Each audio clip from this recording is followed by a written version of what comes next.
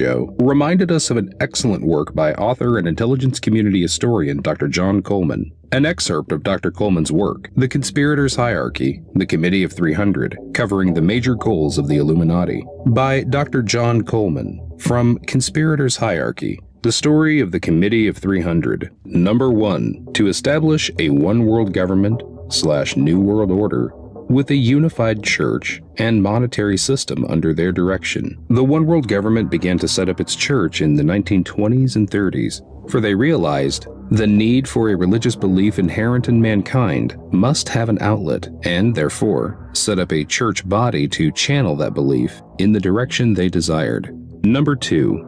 To bring about the utter destruction of all national identity and national pride, which was a primary consideration if the concept of a one-world government was to work. Number 3. To engineer and bring about the destruction of religion, and more especially, the Christian religion, with the one exception, their own creation, as mentioned previously. Number 4. To establish the ability to control of each and every person through means of mind control, and what Zbigniew Brzezinski called technotronics, which would create human-like robots, and a system of terror which would make Felix Dzerzhinsky's Red Terror look like children at play. Number 5. To bring about the end to all industrialization and the production of nuclear-generated electric power in what they call the post-industrial zero-growth society. Accepted are the computer and service industries. U.S. industries that remain will be exported to countries such as Mexico, where abundant slave labor is available. As we saw in 1993, this has become a fact through the passage of the North American Free Trade Agreement known as NAFTA. Unemployables in the U.S., in the wake of industrial destruction, will either become opium, heroin, and/or cocaine addicts, or become statistics in the elimination of the excess population process we know of today as Global 2000. Number 6. To encourage and eventually legalize the use of drugs and make pornography an art form, which will be widely accepted and eventually become quite commonplace. Number 7. To bring about the depopulation of large cities according to the trial run carried out by the Pol Pot regime in Cambodia. It is interesting to note that Pol Pot's genocidal plans were drawn up in the U.S. by one of the Club of Rome's research foundations and overseen by Thomas Enders, a high-ranking State Department official. It is also interesting that the committee is currently seeking to reinstate the Pol Pot butchers in Cambodia. Number 8. To suppress all scientific development except those deemed beneficial by the Illuminati. Especially targeted is nuclear energy for peaceful purposes. Particularly hated are the fusion experiments currently being scorned and ridiculed by the Illuminati and its jackals of the press. Development of the fusion torch would blow the Illuminati's conception of limited natural resources right out the window. A fusion torch, properly used, could create unlimited and as yet untapped natural resources, even from the most ordinary substances. Fusion torch uses are legion, and would benefit mankind in a manner which, as yet, is not even remotely comprehended by the public. Number 9. To cause, by means of limited wars in the advanced countries, by means of starvation and diseases in the third world countries, the death of 3 billion people by the year 2050, people they call useless eaters. The Committee of 300, Illuminati, commissioned Cyrus Vance to write a paper on this subject of how to bring about such a genocide. The paper was produced under the title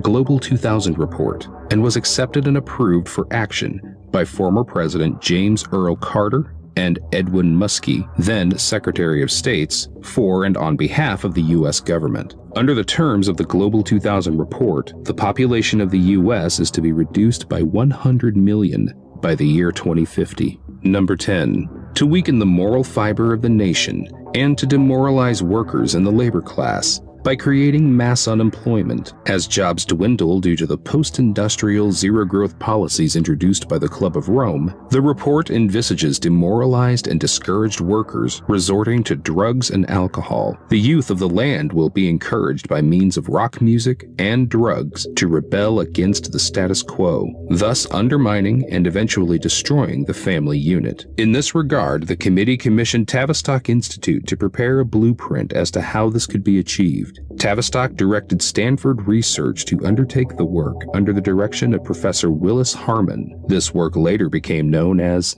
the Aquarian Conspiracy. Number 11. To keep people everywhere from deciding their own destinies by means of one created crisis after another, and then managing such crises. This will confuse and demoralize the population to the extent where, faced with too many choices, apathy on a massive scale will result. In the case of the U.S., an agency for crisis management is already in place. It's called the Federal Emergency Management Agency, FEMA, whose existence I first disclosed in 1980. Number 12. To introduce new cults and continue to boost those already functioning, which include rock music gangsters such as the Rolling Stones, a gangster group much favored by the European nobility, and all the Tavistock-created rock groups which began with the Beatles. Number 13. To continue to build up the cult of Christian fundamentalism began by the British East India Company's servant Darby, which will be misused to strengthen the Zionist state of Israel by identifying with the Jews through the myth of God's chosen people and by donating very substantial amounts of money to what they mistakenly believe is a religious cause in the furtherance of Christianity. Number 14. To press for the spread of religious cults such as the Muslim Brotherhood, Muslim fundamentalism, the Sikhs, and to carry out mind control experiments of the Jim Jones and Son of Sam type. It is worth noting that the late Khomeini was the creation of British Military Intelligence Division 6, also known as MI6. This detailed work spelled out the step-by-step process which the U.S. government implemented to put Khomeini in power. Number 15. To export religious liberation ideas around the world so as to undermine all existing religions, but more especially the Christian religion. This began with the Jesuit liberation theology that brought about an end to the Somoza family rule in Nicaragua, and which today is destroying El Salvador, now 25 years into a civil war. Costa Rica and Honduras are also embroiled in revolutionary activities, instigated by the Jesuits.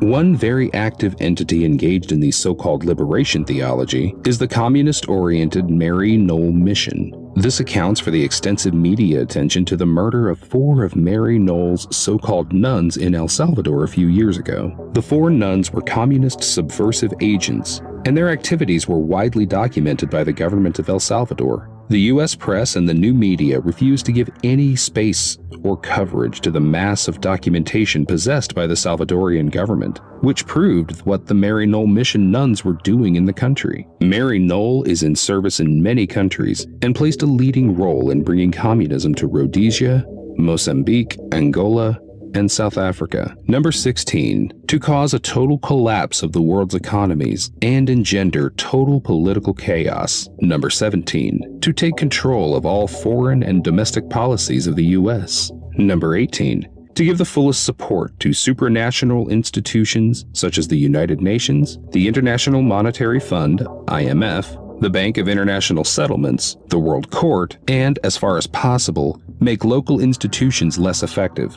by gradually phasing them out or bringing them under the mantle of the UN. Number 19. To penetrate and subvert all governments and work from within them to destroy the sovereign integrity of the nations represented by them. Number 20. To organize a worldwide terrorist apparatus and to negotiate with terrorists whenever terrorist activities take place. It will be recalled that it was Bettino Craxi who persuaded the Italian and U.S. governments to negotiate with the Red Brigade's kidnappers of Prime Minister Moro and General Dozier. As an aside, Dozier was placed under strict orders not to talk about what happened. Should he ever break that silence, he will no doubt be made a horrible example of, in the manner in which Henry Kissinger dealt with Aldo Moro, Ali Bhutto, and General Zia al-Haq. Number 21. To take control of education in America with the intent and purpose of utterly and completely destroying it. By 1993, the full force effect of this policy is becoming apparent and will be even more destructive as primary and secondary schools begin to teach OBE, or outcome-based education. If you enjoy this